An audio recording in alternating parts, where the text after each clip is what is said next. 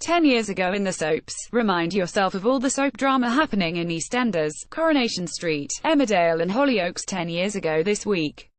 10 years ago in the soaps, Sean Slater tied the knot with Roxy Mitchell in EastEnders. Liz Tomlin threw her love rival out on her ear in Coronation Street. Grace Sinclair tried to stop Katie Sugden running out on him in Emmerdale, and Santay plunged from a rooftop in Hollyoaks. 10 years ago in the soaps, EastEnders, it was Sean Slater, Rob Kaczynski and Roxy Mitchell's big day, and obviously there was no way that was ever going to go smoothly. The bridegroom had a serious case of cold feet, and the bride's sister Ronnie was determined to stop Roxy Rita Simons marrying him. When Sean did finally show up at the register office, he was topless and looking like a tramp. Roxy insisted he swap clothes with poor Bradley Browning Charlie Clements and told Ronnie she was getting married whatever she said. And so, Roxy and Sean tied the knot. Ben Mitchell's passion for dancing was a secret he was desperate to keep from his macho dad Phil Steve McFadden. Phil wanted his son to be into footy, not foot tapping. But Ben found himself an unexpected ally in Shirley Carter Linda Henry, who was surprised when she found Ben secretly practicing his moves.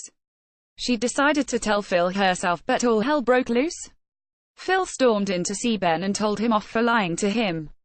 Later, Shirley apologized to Ben, and told him he should carry on dancing, no matter what his dad said. 10 years ago in the soaps, Coronation Street, Harry Mason Jack Ellis was confused. His wife Clarissa had asked for a divorce, which he was happy to give her, but it turned out she was still expecting them to kiss and make up as they usually did. In the meantime, he'd been enjoying a fling with Liz Tomlin Beverly Callard, but she was understanding when he said he had to give it another shot with Clarissa. At least she was, until Clarissa came into the Rovers and warned her off Harry. Liz told her no one called the shots in her bar, and chucked her out. Go Liz. Tony Gordon was a man used to getting his own way, and, for some reason, he wanted Kevin Webster's garage. Michael Lavelle refused to let him buy it, so Tony played dirty. Kevin was shocked when Lloyd Mullany told him they'd been offered a cheaper deal for servicing the streetcar's cabs, a deal Kevin knew he couldn't match. He went round to confront the competing garage owner and was annoyed to find it was Tony's mate Jimmy Dockerson Robert Beck. War was declared. 10 years ago in the soaps, Emmerdale, Grace Sinclair had hit rock bottom.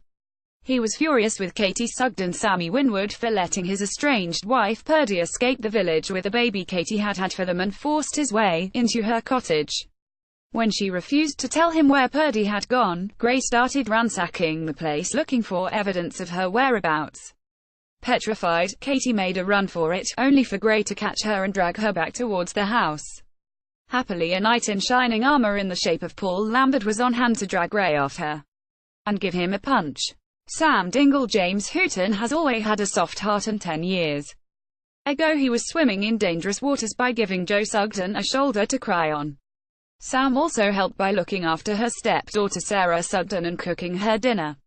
His kindness made Jo teary. It also made her come very close to telling him that her husband, Andy, hit her.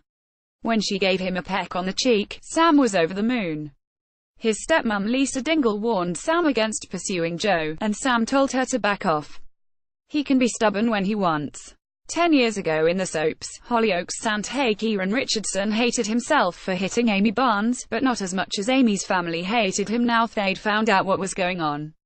Amy was refusing to take Sant's calls, and when he begged Father Kieran Hobbs Jake Hendricks to get a message to her, Kieran was working and couldn't help. Next thing he knew, Sant was at the top of some scaffolding and threatening to jump.